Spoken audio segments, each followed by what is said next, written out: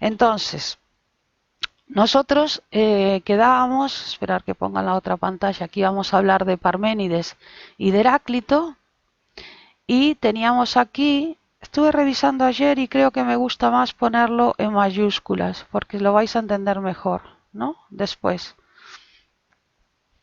En Heráclito lo que teníamos nosotros, Heráclito de Éfeso, Parménides de Elea, no vamos a poner todo. Si os fijáis, tenemos dos cosas. Si yo no puedo compartiros las dos pantallas, pero si miráis vuestros apuntes tenemos una, ¿cuál es el arjé? Que es el fuego, ¿no? Y otra, ¿qué pasa con el proceso físico? ¿Vale? Entonces, ¿qué tenemos? Vamos a explicar cuál es el arjé, que es el fuego. Lo voy a poner en mayúsculas porque creo que se entiende mejor. No ahora, que ahora me estáis siguiendo, sino para después para ustedes, ¿no? El fuego más, ¿qué estamos explicando siempre? El arjé y el proceso. Siempre que podemos lo estamos haciendo así, ¿no? Y en Heráclito y Parménides es necesario que expliquemos esto, ¿no? Porque van a ser muy importantes. El fuego más eh, el proceso. ¿El proceso cuál es? El proceso en Heráclito es una lucha entre contrarios que se da en el cosmos.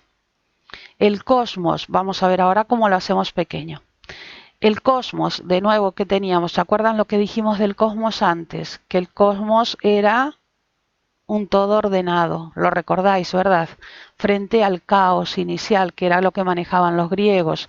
Los griegos no parten, recuerden esto, no parten de la nada que partimos los cristianos, ¿no? O si queréis la cultura occidental cristiana, o como, no importa que creáis o no. Nosotros tenemos en nuestro imaginario eso, que no había nada y de repente se creó algo. Y eso viene del cristianismo, ¿no? Es un concepto que agregó el cristianismo. Ellos no, ellos tenían la idea de que había un caos y que eso de repente toma forma. Y toma forma porque esta gente está diciendo que toma forma a partir de procesos, fijaros, naturales. No los dioses, sino procesos naturales. Es importantísimo el avance, ¿no? Entonces te dice que bueno, que el cosmos era un fuego en eterno devenir y cambio, es el que afirma que, lo recordáis, todo cambia constantemente. Entonces, antes de ponerlo aquí, vamos a revisar todo y vamos a ver cómo queda pequeño. ¿Cómo hacemos para que quede pequeño? Se manifiesta en la lucha entre contrarios y que todo está regido por leyes, razón y logos. Entonces, ¿el fuego qué es? Es el arjé, no lo ponemos, o si vosotros lo necesitáis, le ponéis arjé igual fuego. ¿Vale? Si necesitáis ponerlo, lo ponéis. ¿Vale? Vamos a suponer que vosotros lo necesitáis. Entonces yo lo pongo aquí pequeñito. Este es el arjé. Todo está en eterno devenir.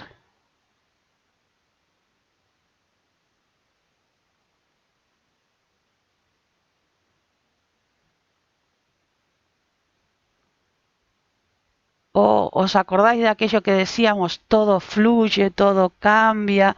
Nunca te puedes bañar dos veces en el mismo río. ¿No? Yo sabéis lo que pondría para mí, porque yo soy muy bruta. Yo pondría lo del río.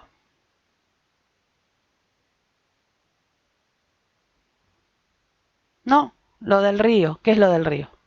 Aquello de que nunca te puedes bañar dos veces en el mismo río. ¿Lo veis? Lo del río, ¿no? Pero ustedes pongan lo que ustedes quieran. Cada uno se hace sus esquemas, ¿verdad? Cada uno hace sus esquemas a su manera. Lo del río, entró Lucie.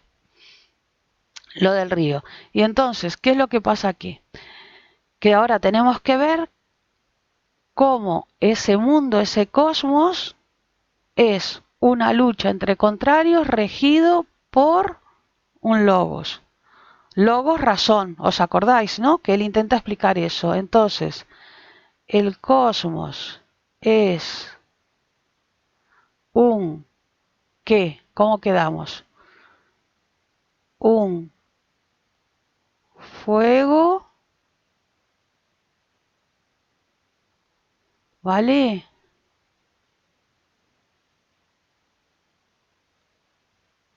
lucha entre contrarios, pero no es entre contrarios caótico, ¿verdad? Regido por ley que es un logos. ¿Lo veis, no? No caos, sino logos. ¿Sí? Lo recordáis ahora, ¿no? Y con eso os queda pequeño para pegar repaso rápido.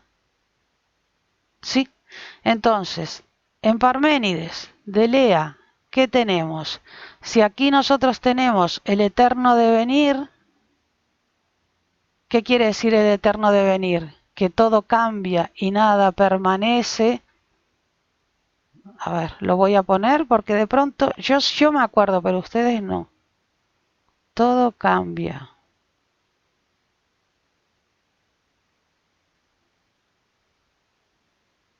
Nada permanece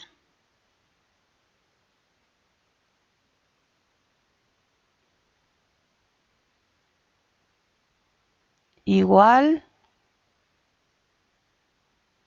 a sí mismo, ¿verdad? ¿Me seguisteis? Todo cambia, nada permanece igual a sí mismo. Esto es importante ponerlo porque ¿con qué nos vamos a encontrar en Parménides? Que Parménides decía justo que lo contrario, que aunque parecía que las cosas cambiaban, eso era pura que apariencia.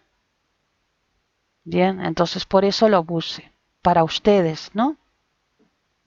Si nosotros entramos ahora aquí en Parménides, fijaros, si miren lo suyo, porque yo estoy... ¡Ay! Joder, me dio una cosa ahí en la cámara que parecía una endemoniada. Así que se me movió la cabeza mucho.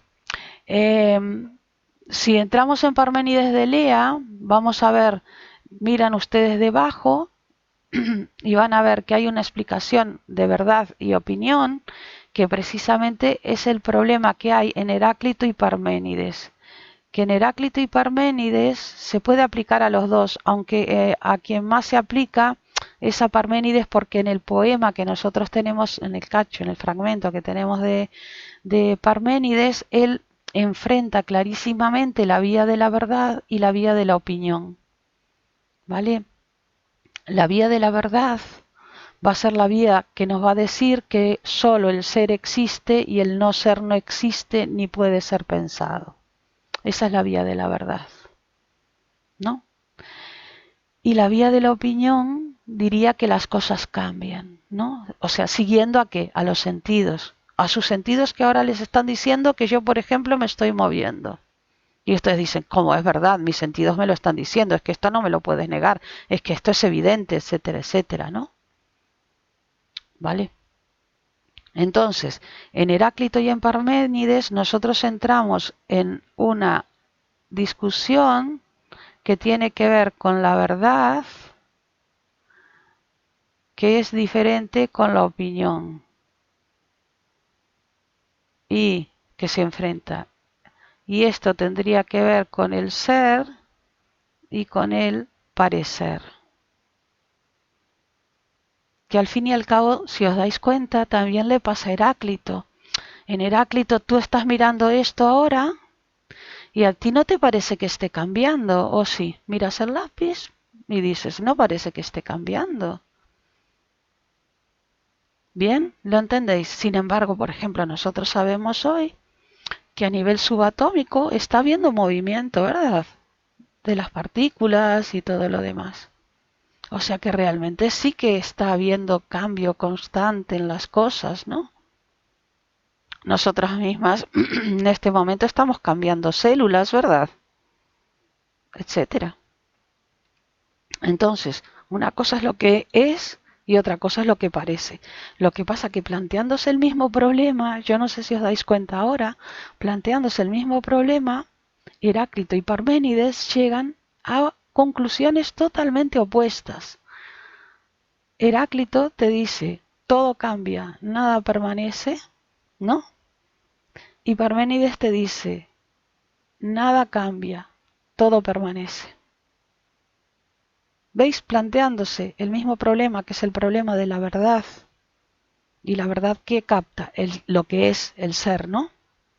Frente a la opinión que captaría el parecer, ¿no? No el ser, el parecer. Los dos llegan, a ver, lo comprendéis, ¿no? A opiniones, decidme si no lo entendéis, a opiniones radicalmente distintas, ¿no? ¿Utilizando qué? Su razón. Mirar cómo no estamos acudiendo a los dioses ni a fuerzas sobrenaturales. No sé si os fijasteis en eso, ¿vale? Solo a su razón. Y esto no debería de ser tan raro para ustedes. Fijaros cómo muchas veces vosotros mismas estáis pensando sobre la misma cosa y discutís porque sobre la misma cosa, sobre el mismo suceso, estáis llegando a conclusiones distintas, ¿o no? Y estáis discutiendo sobre lo mismo, discutiendo en el sentido de charlando, hablando, intentando sacar conclusiones. Entonces llegamos a Parménides de Leo, ¿no? Eh, Nosotros aquí realmente, al fin y al cabo, estamos en el problema de todos los presocráticos. Ellos, a través de lo que parece, intentan encontrar lo que es. Lo que pasa que en Heráclito y Parménides queda muchísimo más claro porque ellos lo llevan más al extremo. Porque si os fijáis, esto no parece agua.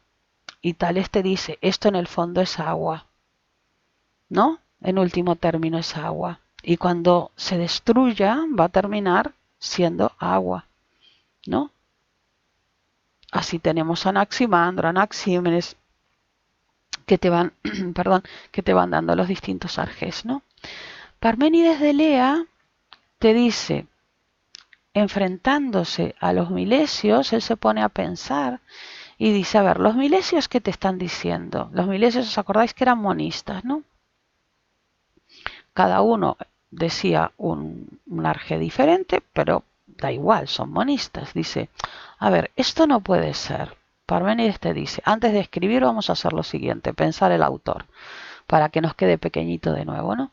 Dice, a ver, esto no puede ser, lo que dice esta gente no puede ser. De una única realidad, de una única realidad, no pueden surgir pluralidad de cosas. ¿Cómo hacemos para pasar de algo que es igual a algo que es distinto? Pensadlo de esta manera. Si tú tienes solo y exclusivamente agua, solo y exclusivamente agua, nada más, agua, ¿cómo puedes tener otra cosa? ¿Cómo puedes obtener aceite si solo tienes agua? Podrías. Es lo que se plantea Parménides, quiero decir.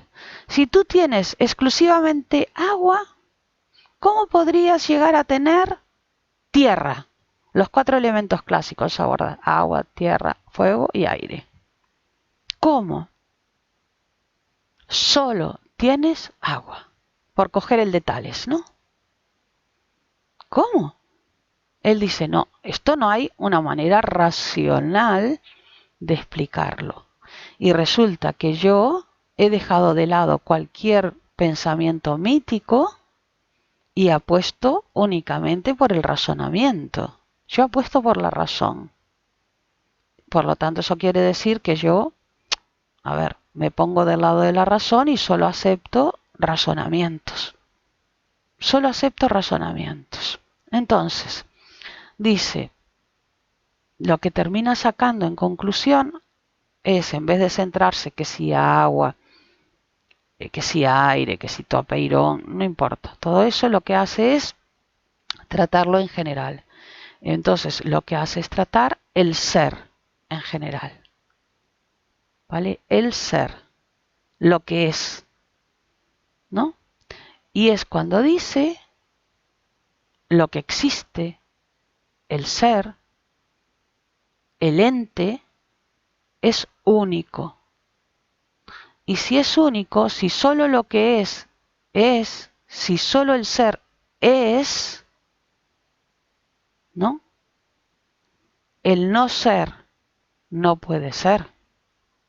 ¿Lo entendéis, no? Si solo el ser es, el no ser no puede ser, no puede existir. Eso es lo que quiere decir, ¿no? Nosotros por suerte tenemos en castellano o en gallego la diferencia entre ser y existir y entonces podemos hacerlo mejor, ¿no?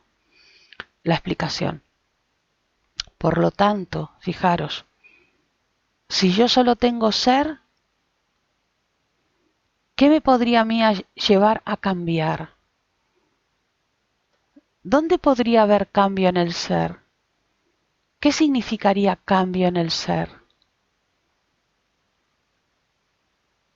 No ser, ¿no? O sea, si yo tengo agua, ¿qué significa que hay cambio en el agua? Que yo paso a tener algo distinto al agua, o sea, que no es agua. ¿Lo entendéis, no? ¿Sí? Yo tengo agua, cambia el agua, o sea, tenemos algo diferente del agua y entonces ya no es agua. ¿Bien? ¿Entendido? Ya no es agua. Si yo tengo ser y cambia el ser, ¿cuál sería el cambio? Hacia el no ser. Y el no ser no existe. Por tanto, ¿puede haber cambio? ¿Qué os dice la razón? Que no. Que no puede haber cambio. La razón te dice no puede haber cambio. Entonces, lo que él está diciendo es la vía de la verdad. Si miráis un poquito más abajo, ¿vale? La verdadera filosofía es lo que te dice que la razón, porque él hace la apuesta por la razón, ¿no? Lo que te va a decir es que la razón te muestra que solo el ser existe y el no ser no existe. Si nosotros ahora achicamos lo que tenéis ahí en 2 puntos, nosotros diríamos que la vía de la razón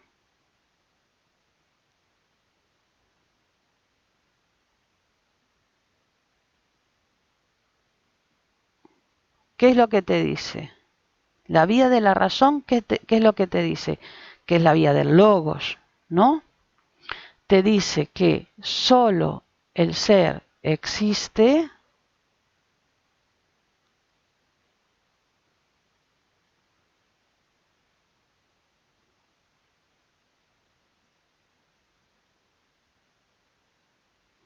y el no ser no existe. Y el no ser no existe. Por lo tanto, ¿cómo es la realidad? Consecuencias de esto. ¿Cómo es la realidad? La realidad es única, no es plural, es una, el ser es única y es inmutable. Mutable es de mutación, cambiar, ¿vale? ¿Qué está diciendo entonces? Nada cambia. Mirad, voy a sacar un momento la paleta, esperar un poco.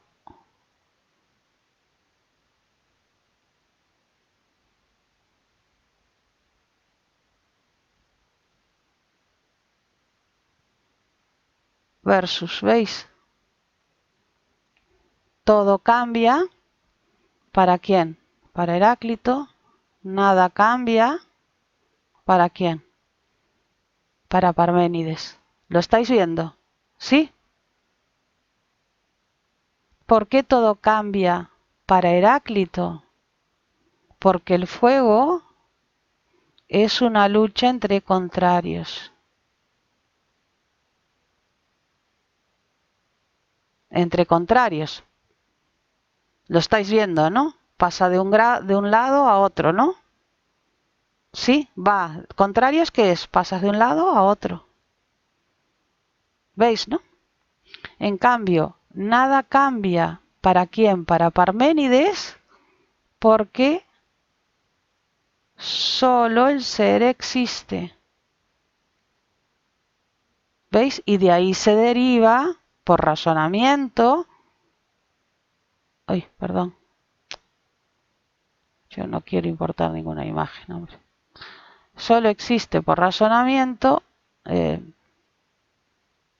ser. Pero tengo que volver al negro. Única e inmutable, ¿no? Así me queda más pequeño.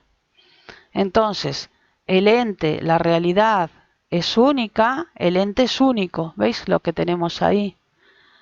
Todo es y su contrario es nada, no ser, que no existe. Entonces, ¿cómo es el ser? Y ahí, por si no os acordáis, porque normalmente vosotros sí que no os acordáis, es único, inengendrado. ¿Por qué es inengendrado? A ver, contestarme. ¿Sabéis lo que es inengendrado, no? Que no es engendrado, que no ha nacido. Engendrado, nacido. Claro, miren las palabras. Y a veces se lían en filosofía por las palabras y está ahí, tenéis delante el significado. Vosotros sabéis lo que es engendrar, engendrar, Dios mío, engendrar a un ser, ¿o no? ¿Vale? ¿Qué será inengendrado? No engendrado.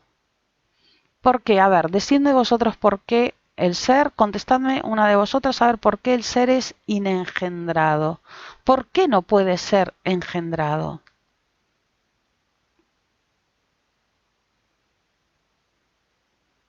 Racionalmente, quiero decir, la explicación es racional, ¿eh? Es único, no cambia, no puede ser engendrado, es inengendrado. ¿Por qué si tú dices que solo el ser existe y el no ser no existe, por qué el ser es Porque inengendrado? para Sí, nacer antes debería no ser. exacto. Antes de ser, ¿qué sería? No ser, y el no ser no No existe. sé. Ya está. Entonces, es inengendrado. Además, ser inengendrado es... Ay, yo estoy escribiendo por la mesa en vez de la tableta.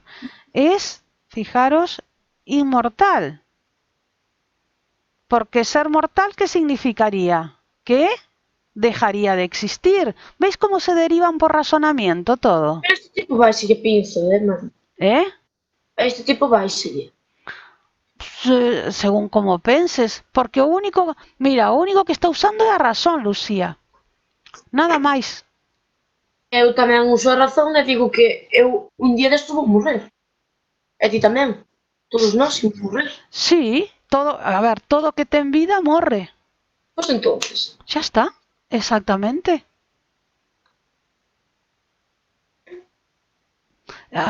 ¿Tú te acuerdas? Mira, para que lo entiendas quizás un poquito mejor, no tiene nada que ver porque, a ver, este hombre está donde está, ¿no? Situado. No, no está situado ahí, hombre. Está situado en el mundo griego, ¿no? Y ahora yo te Sí. voy a hablar de Hume. Podría hablarte de otra gente como Leibniz y eso, pero no lo vimos, ¿no? Pero ahora te voy a hablar de Hume. ¿Tú te acuerdas la diferencia entre relaciones de ideas y cuestiones de hecho? Relaciones de Sí. ideas eran, Sí, sí, te sí. daban unas verdades a priori, tú no Eran tenías por qué tocar la proposicións realidad, tautolóxicas. ¿eh? Proposicións tautolóxicas. Claro, Mm. porque tú sacas todo por razonamiento. Tú no Bueno, este tipo necesitas, non queda claro, claro, sí. dada la definición, sacas por razonamiento todo. Es lo que hacen los matemáticos cuando trabajan a un nivel alto de matemáticas. Te dan la definición y a partir de ahí empiezan a sacar todo. Tac, tac, tac, tac, tac, tac, tac, tac, tac. Y no miran para nada la realidad. En absoluto. Es más, es que es una mancha mirar la realidad. ¿No? Si tú le dices, muéstramelo poniéndolo en la pizarra y midiéndolo, y te dicen, mira, a ver, hasta ahí podíamos llegar. Que yo te demuestre, ¿no? Eso no es ni ninguna demostración ni es nada que yo te lo trace en la pizarra y que veas cómo suma. Te dice, eso no es una demostración. La demostración es que yo te lo haga mediante la idea, el concepto, la definición de triángulo, etcétera, etcétera. Entonces, ¿lo entendiste? Perfectamente. No es que a él se le vaya la olla. Es que él está en el ámbito de la razón. Y tú me dices, ¿y por qué dices que está en el ámbito de la razón? Porque te lo acabo de decir, que cogió la vía de la razón. ¿Te das Ai, cuenta? Marito, Mira. pero non preguntei nada, No, Eu só no, dito. no te preocupes, lo estoy dramatizando para que os acordéis. Él dice, a ver, es que yo no os conté todo porque no os quiero llenar la cabeza de cosas. En lo que nosotros tenemos, él escribió un poema, ¿no? Normal, utiliza como metáforas y cosas de la época, porque yo os decía, a ver, no podemos pedirle a esta gente que está tan, tan, tan cerca del mito, que se aleje del mito. Si cuando nosotros todavía hoy estamos utilizando mitos en nuestra vida cotidiana. Entonces él lo que escribe es un poema del que nosotros tenemos básicamente pues el prólogo, ¿no? La primera parte, digamos, ¿no? El prólogo, bueno. Y entonces él dice que va a emprender un viaje y una diosa lo va a ayudar, ¿veis? Rollos míticos, ¿no? Y va en un carro y no sé qué, y entonces él llega un momento en que puede coger o la vía de la razón, el camino de la razón, o el camino de la opinión, ¿no? El camino de la opinión lo va a llevar por lo que le proporcionan los sentidos, ¿no? Lo que a él le ofrecen los sentidos. Y lo que a él le ofrecen los sentidos es pluralidad. Sería lo que le ofrecerían todos los anteriores. Sabéis que esto es una especie de tema que tienen todos los filósofos, ¿no? Un poco así, entre nosotros, ¿no? Lo que hicieron los anteriores no vale, ¿no?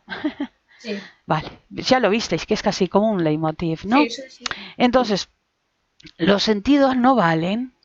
Y vosotros ya visteis estas dos grandes opciones. Valen lo que te dan los sentidos, vale solo lo que te da la razón. ¿No? Ya lo vimos en quién, racionalistas, idealistas o empiristas. Ya lo vimos. Bueno, os idealistas, Bueno, los idealistas son salidos como de los racionalistas, pero de otra manera, pero es de ahí, ¿no? O sea, vamos a ver, la gran familia, como la grandísima categoría es esa, ¿no? sí, sí. Entonces, él te dice, no, no, a ver, yo no cojo el camino, ¿no? Yo no quiero transitar por la vía de la opinión. Yo quiero transitar por la vía de la verdad. Y la vía de la verdad es la vía de la razón. Entonces te agrego yo, esto te lo agrego yo, me cueste lo que me cueste.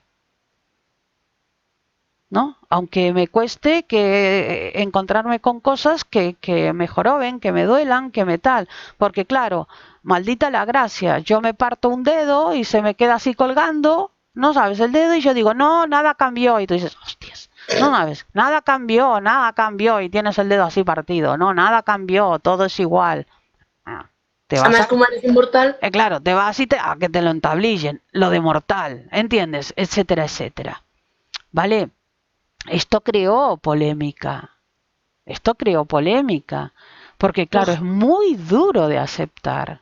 Pero, ¿qué era lo que yo os decía? Para el nivel de ustedes, que cuando quiero decir el nivel de ustedes no es un nivel ínfimo ni nada por el estilo. Es el nivel de donde tú das desde el siglo VI antes de Cristo hasta prácticamente el siglo XX en 8 meses. O sea, que das un recorrido así, donde no se puede profundizar. Entonces, para el nivel de ustedes, que es un nivel poco menos que de titulares, tenemos que ceñirnos a unas cosas muy pequeñitas, ¿no? Muy sí. pequeñitas. No podemos profundizar. Realmente la apuesta por la razón, ¿no? Y eso crea muchos problemas, le crea muchos problemas. Pero la gente en el momento, los que van a venir después, los pluralistas, se dan cuenta, aunque suene un poco raro, que él tiene razón. Porque si nosotros estamos apostando por la razón, no podemos obviar lo que la razón nos dice. Eso no lo podemos obviar. de pronto es que vamos a tener, ¿sabéis quién lo va a solucionar? Vosotros ya tenéis ahora la perspectiva filosófica. Quien va a solucionar el grandísimo problema en que metió Parménides a la filosofía va a ser Aristóteles. Porque claro, Platón vio este problema. Nada. Claro, Platón vio este problema. ¿Y qué dice? Dice, vale, tenemos un mundo Son a tope. donde nada cambia, que es la auténtica realidad, que es el mundo de las ideas, y un mundo que sería como el mundo de la opinión, Fans, el de sí. la doxa, que no es auténtica realidad, pero copia lo otro, ¿ves? Y más o menos va apañando ahí. ¿No? Y no puede explicar en realidad. Explicar, ¿qué quiere decir explicar? Explicar racionalmente, ¿no? Y además, ahora se van a acordar. Yo les decía, el problema no es un problema de la realidad. El problema es un problema de la explicación de la realidad, ¿no? Si tú no utilizas los conceptos adecuados para explicar la realidad, no es un problema de la realidad, es un problema tuyo que no utilizas los conceptos adecuados. ¿Quién va a ser tan fino con sus conceptos para poder explicarlo? Aristóteles, que entonces agarra y te dice, ey, cuidado, no es lo mismo ser en acto que ser en potencia. Hostia, chaval. ¿Veis? Lo entendisteis ahora, ¿no? No es lo mismo tal. Entonces sí te puedo explicar el cambio, porque claro, si tú me lo pones así, solo el ser existe y el no ser no existe, Parece claro, lógico. así solo te queda afirmar que no hay cambio. Si tú me lo pones de esta manera, solo te queda afirmar que no hay cambio. Es como si yo te digo, los seres humanos, perdón, solo se dividen en niños y adultos. Entonces, si no sois adultos, ¿vosotros qué sois? Niños. O sea, que os meten en la misma categoría que un niño de 1 año. ¿Pero es un problema vuestro o es un problema mío? Que yo no Que estoy dando las categorías adecuadas. Entonces, tú puedes decir, claro, desde ahora, qué bruto este Parménides. No, a ver, estamos empezando, son los primeros pasos de la filosofía. Y si aún hoy nosotros tenemos gente que intenta explicar mediante mitos lo que está sucediendo, ¿no? Yo creo que es muy meritorio lo que ellos están haciendo, muy meritorio. Lo que pasa que van paso a paso, ¿veis? Paso a paso y luego se va retomando y se va mejorando, porque los que vienen después ven los fallos que cometieron los anteriores, ¿no? Cómo se quedaron cortos al intentar explicar. Por más que lo intentaron, quiero decir, ellos lo intentaron, pero se quedaron cortos, ¿no? Entonces, fijaros cómo sale de todo esto lo de que sea inmortal, lo de que sea ya finito y compacto. Eso os lo tendría que explicar yo, porque son derivaciones de él, homogéneo, se entiende bien. Esperar que lo voy a borrar esto porque me quedó mal lo de homogéneo. Puse una M al principio. Homogéneo. Homogéneo sí se entiende. Le explico lo de homogéneo. Y compacto también se entiende. Les tengo que explicar lo otro. Que sea homogéneo y que sea compacto, aunque no se acuerden de todo, yo se los pongo todos ahí, pero ustedes, por ejemplo, con que se acuerden que sea único, inengendrado e inmortal, es suficiente, ¿no? Por ejemplo, y entonces, ¿qué ponen? Por ejemplo, de ahí se deduce, por ejemplo, acordaros de poner el por ejemplo, ¿no? Por ejemplo, de ahí se deduce que sea único, inengendrado, inmortal, ¿no? Entre otras características, y ya está. ¿Veis el truco, no? ¿Por qué homogéneo? Sabéis lo que quiere decir homogéneo, ¿no? Una masa homogénea, cuando estáis haciendo, por ejemplo, una tarta. Cuando la masa sale homogénea, ¿qué quiere decir? Por ejemplo, cuando hacéis una tarta con batidora o lo que sea, que la masa quede homogénea, Está bien que mezclada ya, ¿no? bien mezcladita, no hay grumos, ¿verdad? No hay nada que separe una parte de la otra, ¿verdad? Bueno, claro, que hubiera grumos o que hubiera parte que se... Cuando hay grumos, ¿qué es lo que pasa? Cuando tú explotas el grumo, ¿qué hay en el medio? La harina, ¿verdad? ¿Sí? Entonces, veis que hay líquido, harina, algo que no es líquido, líquido. Lo entendisteis ahora, ¿no? Entonces, eso no puede ser. El ser es homogéneo, porque si no fuera homogéneo, ¿qué sería? Heterogéneo. ¿Y hetero qué es? Otro. ¿Otro distinto a qué? Al ser. Y solo el ser existe, ¿no? ¿Lo veis? Sí, sale solo. Es puro razonamiento. Y compacto está claro, es lo mismo que homogéneo. Lo distinto de compacto sería discontinuo, ¿no? ¿Vale? Lo único que les tengo que decir... Ay, puse 2 veces compacto. Dios mío, estoy fatal. Tira para atrás. Nada, no sé por qué puse 2 veces compacto. Esférico era. Estas dos son las que le tengo que explicar.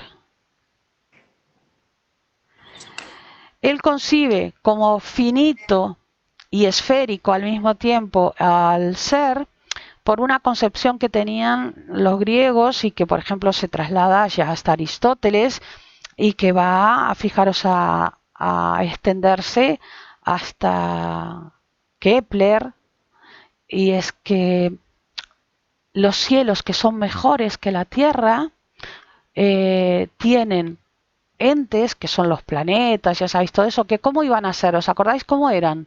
Esféricos, ¿no? Porque ellos entienden que lo esférico es mejor que cualquier otra forma, ¿vale? Cualquier otra forma, que es irregular o que presenta ángulos o que presenta pinchos o que presenta lo que sea.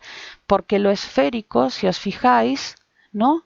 Es al mismo tiempo finito, porque tiene un comienzo y un fin, pero al mismo tiempo es infinito, porque tú puedes recorrerlo, siendo finito, ¿entendéis?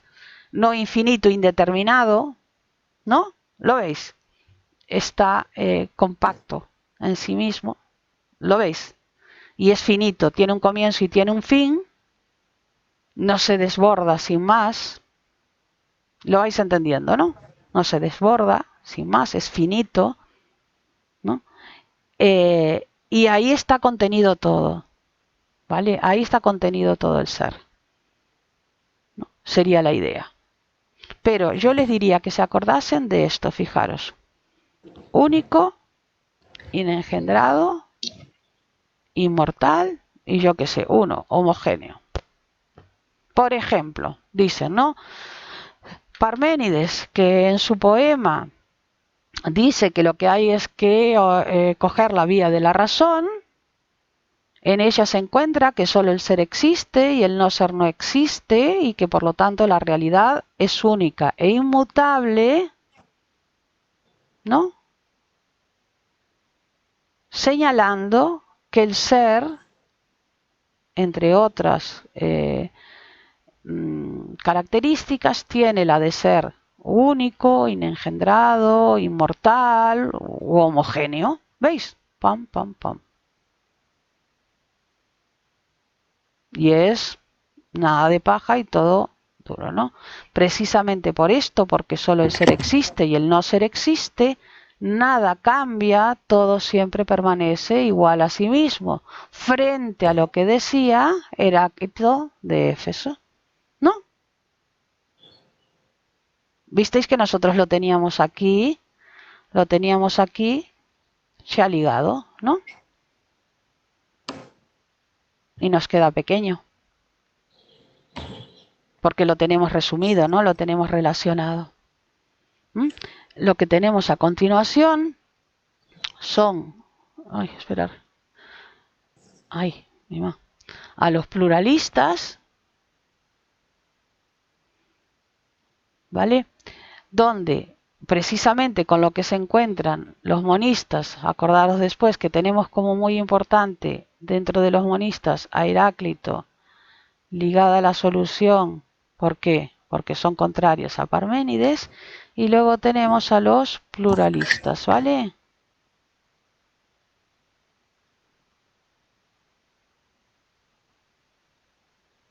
Obviamente estos son monistas. ¿Por qué? Porque Heráclito dice que es el fuego, Parménides dice que es el ser.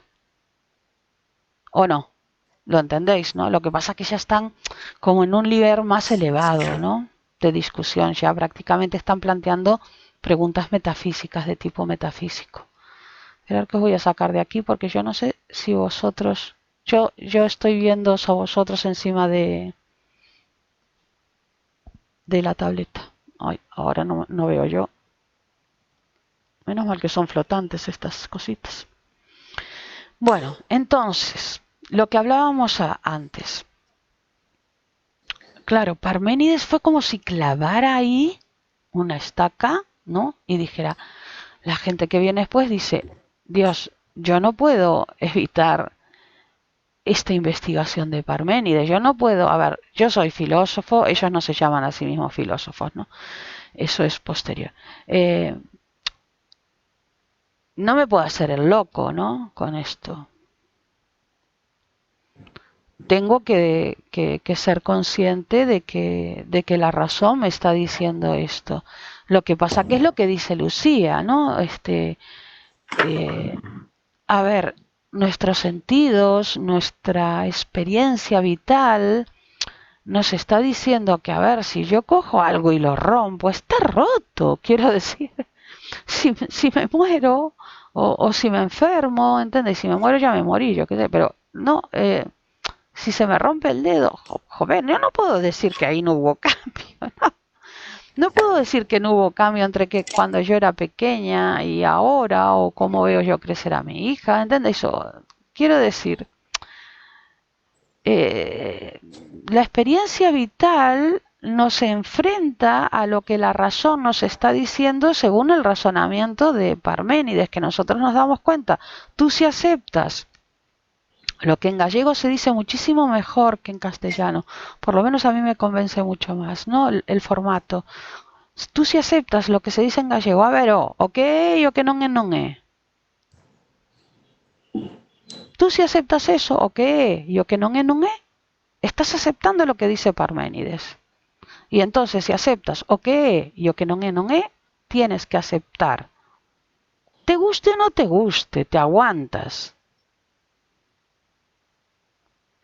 Que no hay cambio ni hay movimiento. O que é e o que non é.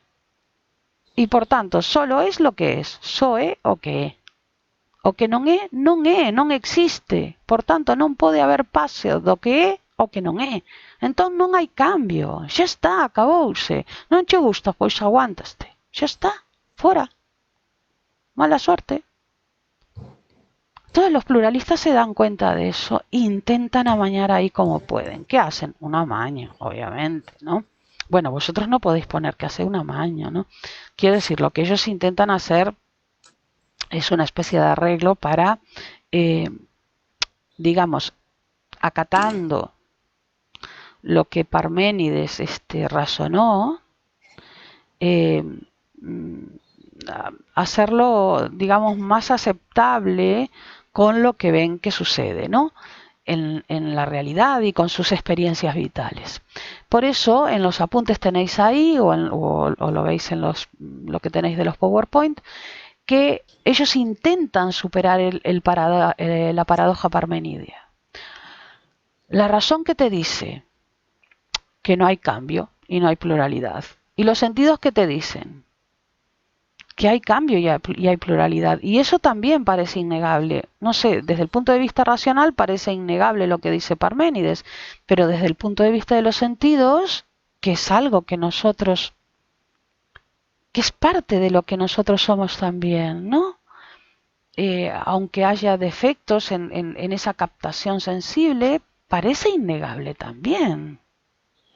Entonces, lo que pondríamos aquí sería los pluralistas, lo que hacen es todos ellos, por eso lo pongo arriba, intento de superar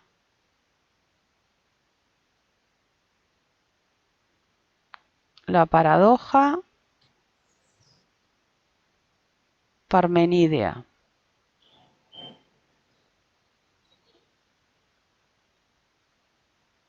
Que es que la razón te dice que no existe el cambio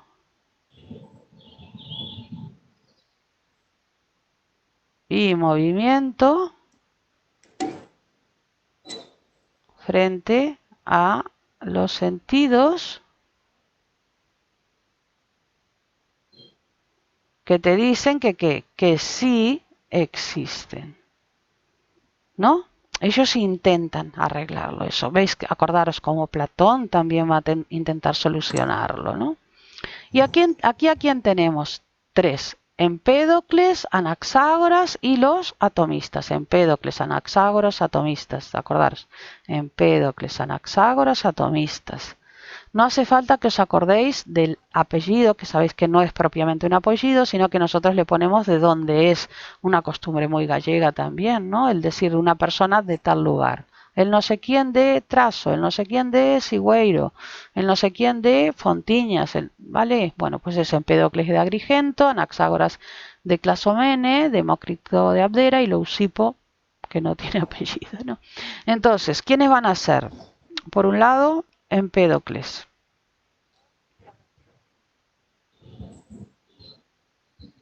¿Qué es lo que dice Empédocles? Acordaros que siempre con qué nos vamos a encontrar, con aquello que los decía yo. Por un lado, y en estos más que ninguno. Argés, ahora van a ser Argés, ¿vale? No sé cómo se dice. A ver, griegas, ¿cómo se dice en plural Argés? Porque en singular es Argé, Argé, Argé. ¿Y en plural? ¿Sara? Estoy buscando el diccionario, espera ahí, ¿eh? Vale. Tú busca y yo digo, va a haber, como son pluralistas, va a ser por un lado los argés y en otro lado, acordaros, los procesos físicos naturales que van a explicar cómo mediante más de un arjé, Es Arjai. arjai, vale, van a surgir las cosas y cómo al destruirse las cosas van a convertirse de nuevo o van a volver a su estado originario, que son las, perdón, hice los cuatro por los de Empédocles, que son esas naturalezas, principios originarios, ¿no? No importa que sea uno, como en los monistas, o varios, como en los pluralistas. ¿Qué tenemos en Empédocles? Los arjai, como dijo ella, ¿no? Serían los cuatro. No, voy a hacer otra cosa. No voy a poner nada. Voy a poner primero los elementos, ¿vale? Los arjai, los cuatro elementos clásicos, que ya sabéis que son agua, aire, tierra, fuego. Y después voy a poner cuál es el procedimiento. Porque fue lo que hicimos siempre y así lo que hacemos es achicar. Siempre seguimos el mismo procedimiento. Primero va el arjé, si es uno, o los arjai, si son varios, y después va el proceso. A ver, lo recordáis, ¿no? Siempre hacemos lo mismo. Entonces, tenemos los cuatro elementos que explican, acordaros, siempre, por favor, no os olvidéis de eso, esperar que quiero achicar un poquito esto y no sé cómo. ¡Ay! Me caigo y no me levanto. Claro, es que estoy en formato de escribir. Quiero achicar un poco esto y no sé cómo achicarlo. Porque tengo algo escrito aquí. No os olvidéis nunca que nosotros... Mirad, lo voy a escribir con otro color. No os olvidéis nunca de que nosotros estamos explicando la fisis. Siempre la fisis. ¿Vale? La filosofía empieza como eso, como por eso se dice que la ciencia y la filosofía comienzan al mismo tiempo. ¿Bien? Entonces, cuando intentan explicar los fenómenos físicos naturales, ellos utilizan siempre lo mismo. Lo que pasa que no tenemos de todos lo mismo porque hace muchísimo tiempo. Y tenemos a veces que no sé quién contaba, que no sé cuánto. Por eso a veces no tenemos todo. Siempre tenemos los elementos y los procesos. Elementos y procesos. Hoy tenemos lo mismo. Hoy que tendríamos los elementos subatómicos, ¿no? Y luego los procesos. Y los procesos que tenemos, las leyes. Esos serían los procesos, las leyes con las que nosotros explicamos cómo se juntan, cómo se separan los elementos subatómicos. Punto, nada más. Eso sí de fácil. Entonces, los 4 elementos en Empédocles. Y luego que tendríamos la armonía, o también aparece como odio y amor. La armonía, según cómo se traduzca, ya sabéis que yo no sé griego, la armonía, pero yo por ejemplo en la facultad lo aprendí como amor, y la discordia, que yo lo aprendí en la facultad como odio. Él le pone ese nombre y obviamente son dos fuerzas que en un caso unen, ¿entendéis? Los elementos, y en otro caso ¿qué hacen? Explican la separación de los elementos. ¿Qué más da como les llame? Eso no tiene importancia. La gente es tan bruta que se ríe de esto. Como diciendo, oh, qué brutos que son estos griegos. ¿No? Y eran genios. Si nosotros tenemos, yo creo que les expliqué en su momento, que por ejemplo, en los quarks, que son las partículas subatómicas, ¿vale? Parte de las partículas subatómicas, perdón, el electrón, el protón, el neutrón, todo eso son subatómicas, ¿no? Pues hay una que se llama up, arriba. Otra se llama down, abajo. Otra se llama charmed, encantadora. Tíos, a ver. Y se están riendo porque le ponen a una fuerza armonía y a otra discordia, que está claro que son bien descriptivas. Con una se une, ¿verdad? Y con otra se separa. Están inventando un lenguaje, ¿vale? Están inventando un lenguaje. Entonces, fijaros, esto sería tanto la armonía como la discordia, estos dos, que serían la causa. Esto es importante, porque veis que sería una causa exterior del movimiento.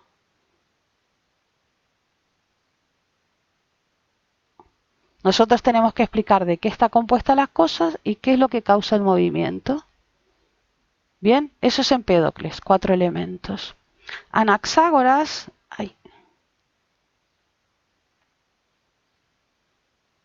voy a esperar un poquito antes de escribir.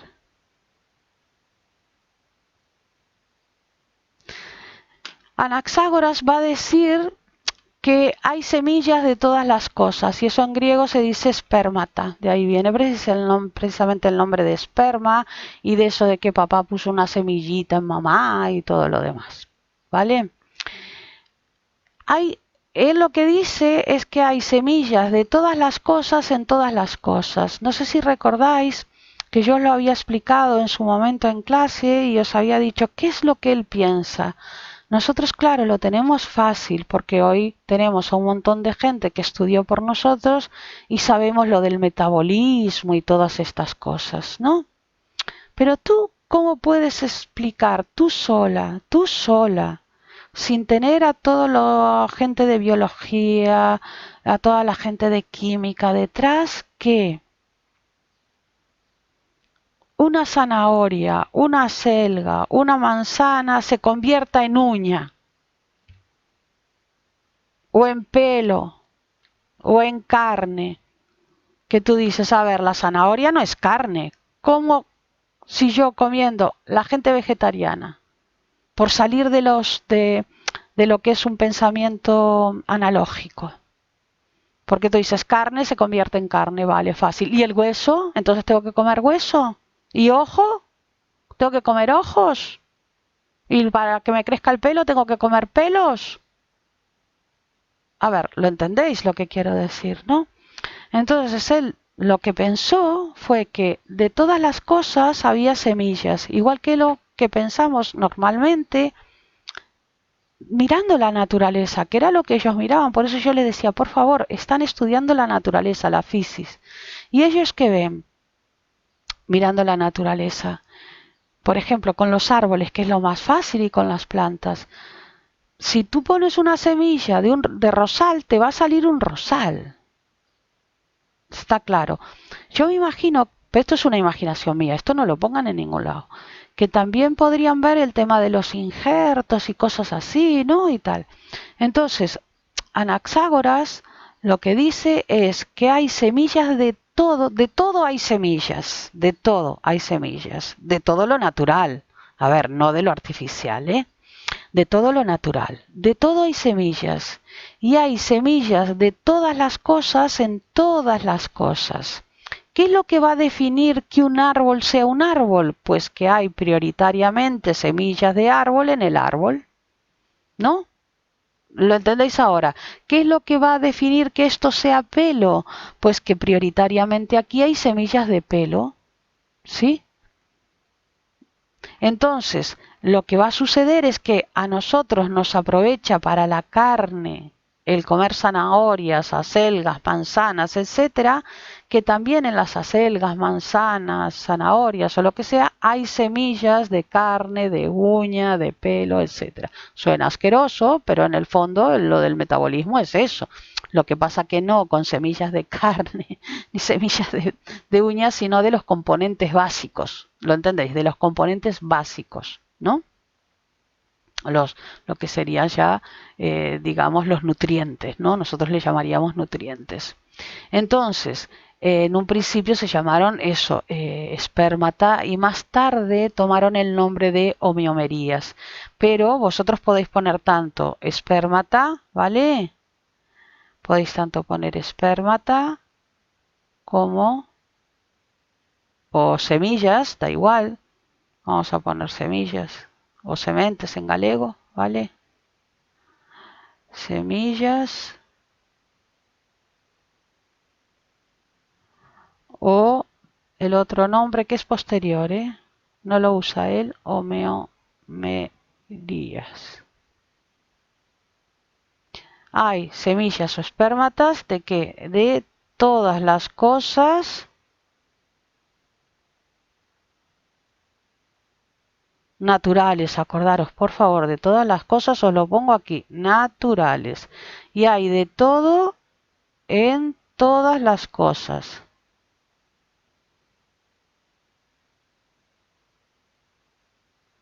Y lo que define que algo sea lo que es la cantidad, ¿vale? Pero realmente lo que define es la calidad, ¿no? O sea, que un rosal sea un rosal lo define que hay muchas semillas de rosal. ¿Lo veis, no? De rosal. Entonces, porque está todo mezclado. Estas cosas, las homeomerías, no os olvidéis de eso, ¿cómo son? Lo voy a poner aquí, porque esto lo vamos a necesitar para diferenciarlos de los siguientes. Cualitativamente diferentes. Bien, cualitativamente diferentes. Y lo que teníamos después aquí, más, que era el nous, que imprimía movimiento, en donde en un remolino originario.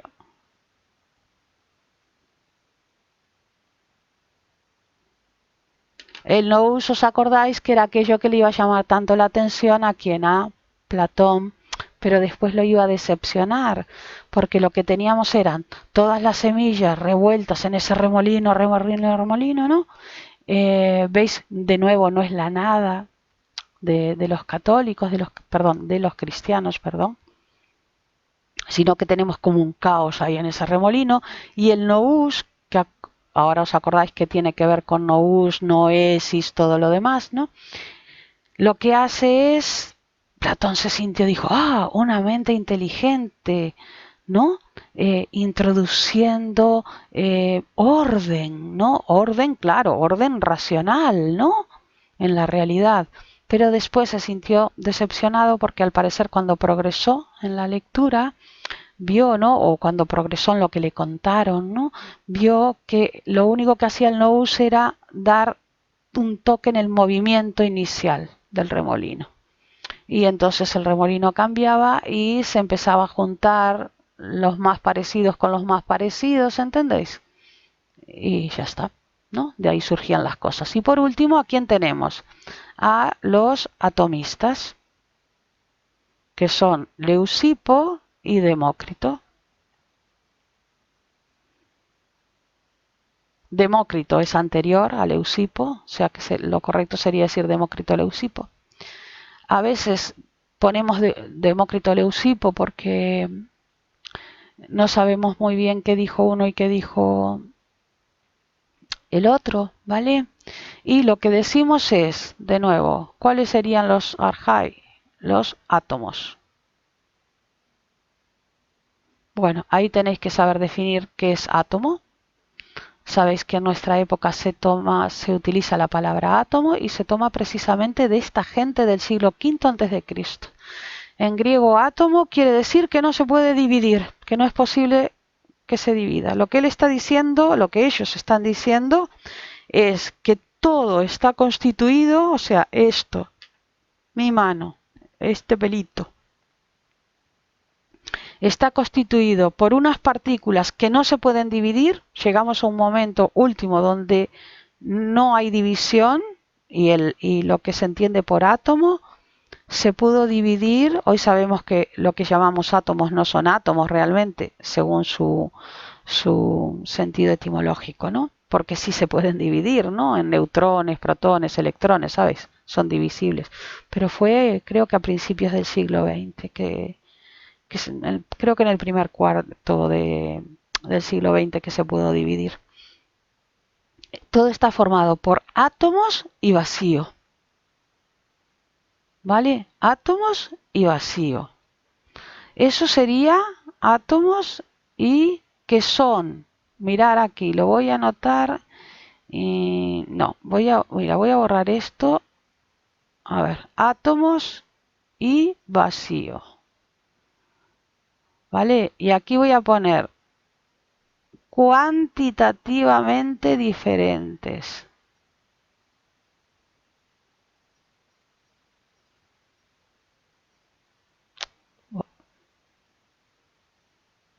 Diferentes. Más átomos y vacío. Los átomos como eran. Tenéis que, no hace falta que lo ponga aquí, yo creo que se pueden acordar ustedes. Son materiales indivisibles, cualitativamente iguales pero cuantitativamente diferentes, se mueven eternamente. Si veis que lo necesitáis ponerlo porque no lo recordáis, yo es normal que me acuerde, ¿no?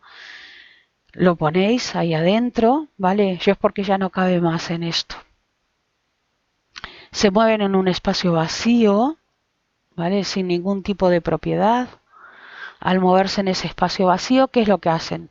Chocan, ¿no? Rebotan y como tienen diferentes formas, según la forma que tengan, si encajan en el rebote, si encajan, se juntan. Por ejemplo, si tenemos un átomo así y un átomo así y choca, ¡pum!, se encajan. ¿Lo veis, no?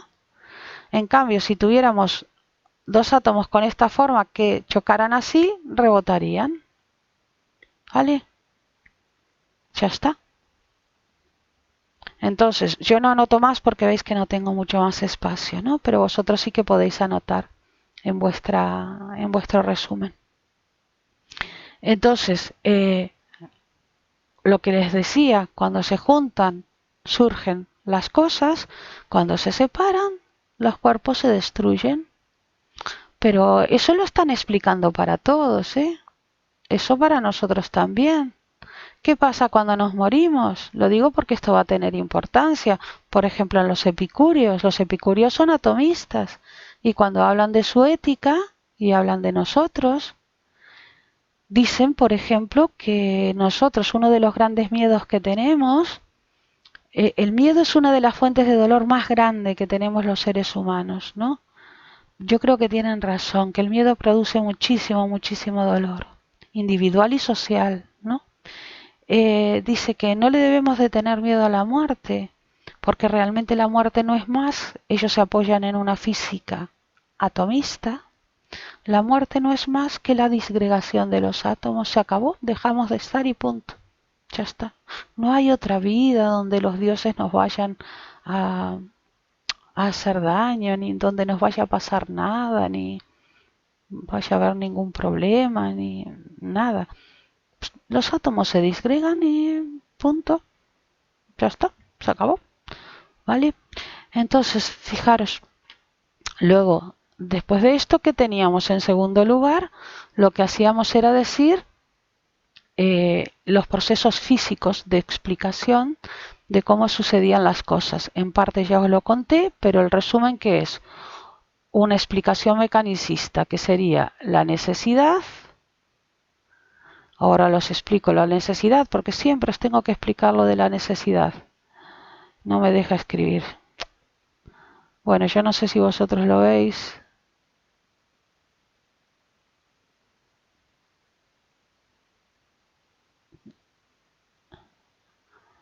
Que cuánta maldad.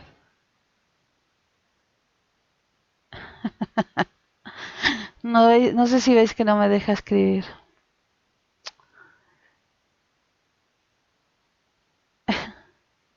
Ah, mira, puedo mandarlo por ahí.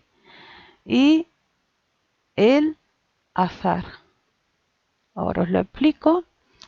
Que es un tipo de explicación mecanicista.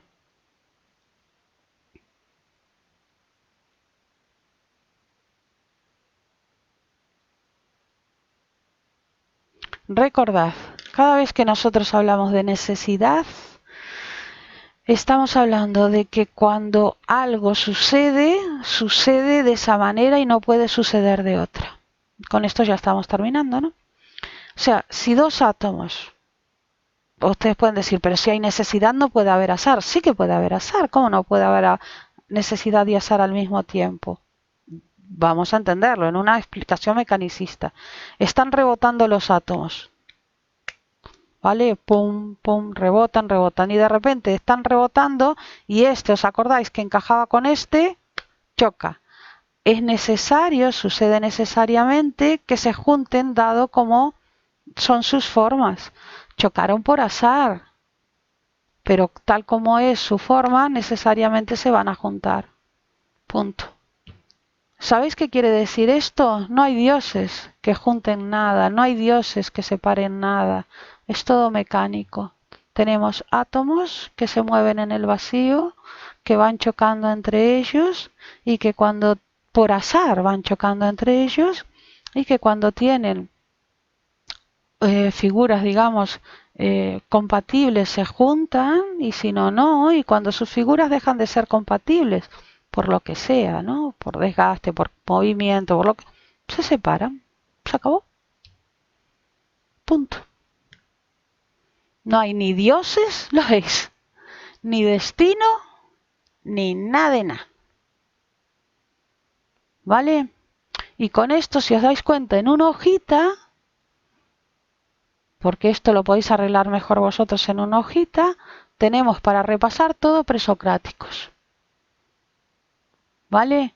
Y luego lo que tenéis que hacer es ir poniendo, ir metiendo esas cosas que yo digo para ir ligando la redacción a la hora de hacer el examen.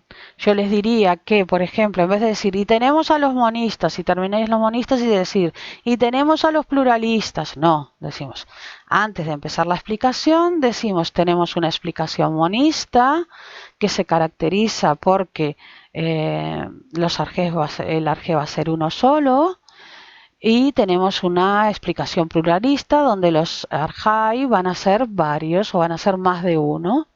Empecemos entonces por los monistas. ¿Veis? En primer lugar, podemos hablar de los jonios o milesios, entre los cuales tenemos a Tales. ¿Veis? Hacedle agradable a la persona que os lee. No, en plan, tenemos a los milesios, Tales, Agua, Anaximandro, Aveirón. Oh, oh, qué dolor. Tío, me estáis dando machetazos en vez de hacerme leer. No, no, no. Suavecito. Ah, llévame de un lado a otro. Sí, no me pegues saltos, ¿vale? Tenemos a Tales, para el que largela el agua, tenemos a Anaximandro, ¿vale? Si no os acordáis de los apellidos, esos no importa, Tales, Anaximandro, Anaxímenes, no os matéis mucho con esos apellidos y ya está, porque por no poner los apellidos os pueden quitar un poquito. Lo que es importante es que sepáis que para Tales es el agua, ¿no? Los milesios son los milesios, no hay problema, es Tales de Mileto tal, pero el otro, Heráclito. Si no queréis romperos la cabeza con Heráclito de Éfeso, dejadlo en Heráclito, ¿vale? Aunque Heráclito de Éfeso, Parménides de Elea es fácil, pero dejadlo así. Heráclito, Parménides, Empédocles, Anaxágoras, Leucipo, Demócrito. Es más importante que os acordéis del arjé y que os acordéis del proceso que os acordéis de dónde eran. Sí, tenéis que fijar esas prioridades.